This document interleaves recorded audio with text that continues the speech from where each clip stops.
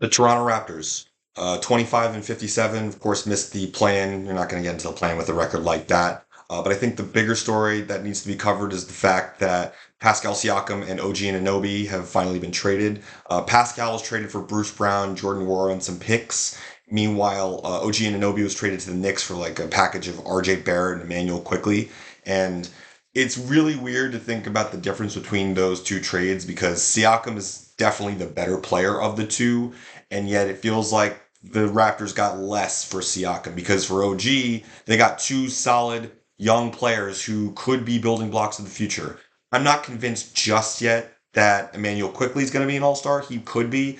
I think RJ Barrett, the jury's out on him. He's probably never going to be an all-star. He's a good player. He is a good like third, fourth option, but he had all the opportunity to become that guy in New York and didn't do it. So I just don't see it with him, but he's still a very good player. He can be like a fourth or fifth starter on a title team.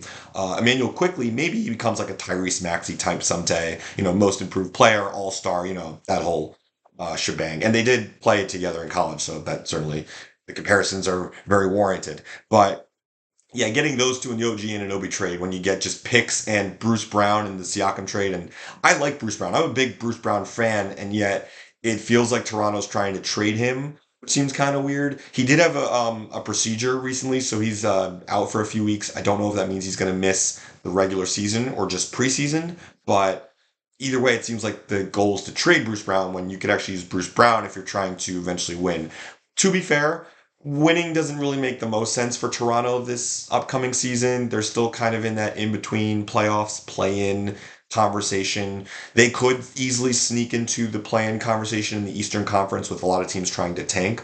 On the flip side, they also have the option to tank if they want. They do own all their picks, and they have some others to try and get more picks, trade other picks for picks this upcoming loaded draft. There's also, of course, the option to try and acquire a star. Now, the one problem with getting a star, yes, you have the assets to trade, but you just paid a lot of money to Quickly, Barnes, and RJ Barrett. Scotty Barnes signed this massive contract, 5 years, 225 mil, and if he gets a supermax eligibility, it's 270.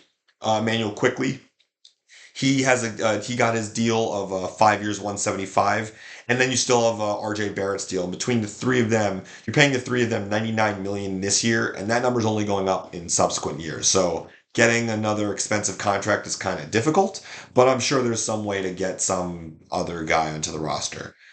As for the rest of the roster, I look around and like there's pieces that are young and there's solid things. Like Scotty Barnes was an all-star. Now, I'm not of the mind that Scotty Barnes truly deserved his all-star. I think he was a fringe all-star, but he got there and he certainly played a lot better last season in terms of ball handling, scoring. His three-point percentage went up. Like there is potential there. And his defense, he's still a great defender. So, if you build around him and you build around Quickly and you build around Barrett, like there is stuff to like. I think my one concern with that trio is that all three of them like to have the ball in their hands.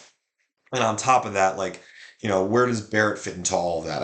I would rather build around Quickly in Barnes and figure out what you do with Barrett as like a fourth option, as a complementary guy, and this you have your core of Quickly in Barnes, and maybe you get a big three somewhere with some other player. I'm not sure. But for this year's purposes, you have Grady Dick, who played okay last year, like he shot well from three, but I need to see more out of Grady Dick before I say he's going to ever be like a truly generational or all-star player, I should say. I don't think it's there yet. You still have Jakob Pertl. Like, I don't know what the plan is with Jakob Pertl. Like, are you keeping him, trying to compete for the plan, or are you going to just eventually let his contract expire? Are you going to trade him? Like, I don't know what the deal is there. Like, you look at the Raptor core lineup, you have, as I mentioned, Bruce Brown, you have Davion Mitchell. I didn't like that trade for McDaniels, by the way. I thought Jalen McDaniels, he had a bad year in Toronto and in Philly, but prior to that. But I think he's a very good player and very good role player for a title contender team. And if you're ever trying to compete for the title, that's a guy you want in your corner. Trading for Javion Mitchell, who is a very tenacious defender, but not the best like player all around, and is extremely undersized. I would have rather had McDaniels. I'll leave it at that. But I look at that roster. There's young guys, yes. There's a few vets. Chris Boucher is still there, and there's a few guys like that. But I think this is a year to sort of figure out what you have with your core. Is Barrett ever going to be an all-star? Probably not, but can he become one in Toronto?